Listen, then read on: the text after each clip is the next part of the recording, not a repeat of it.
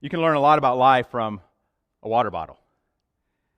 And so I got this water bottle. This one came from Costco. It was only a quarter. Did you know you can buy water for a quarter at Costco per bottle? No inflation yet there, right? And then I went to the gas station, and I got a generic water bottle there, their brand. Now, this was 5 times more than this, but it's still fairly cheap. And then I also bought this very high-end, fancy, nice water bottle. It's even like a square.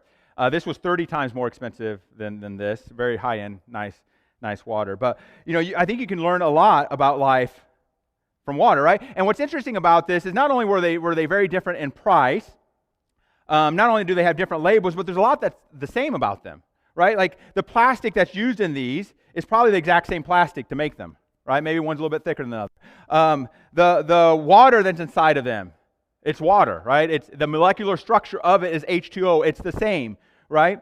The source it comes from, a lot of these claim to be like mineral fed, spring water, like super healthy, but studies have been done, like a lot of this water comes from the exact same place, it's just labeled differently.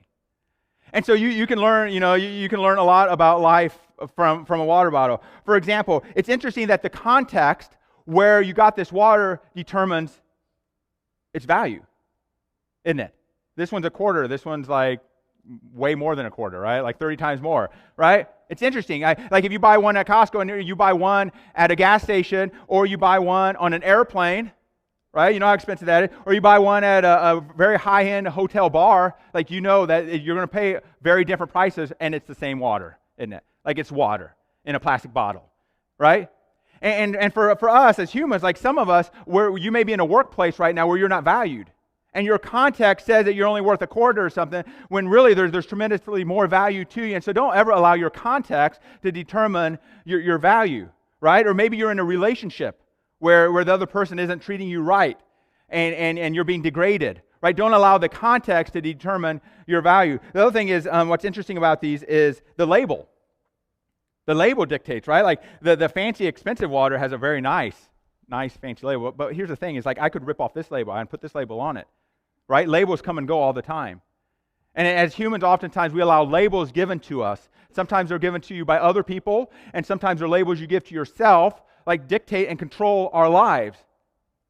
Like how many times have you had a label that's been given to you that's told you you're not qualified?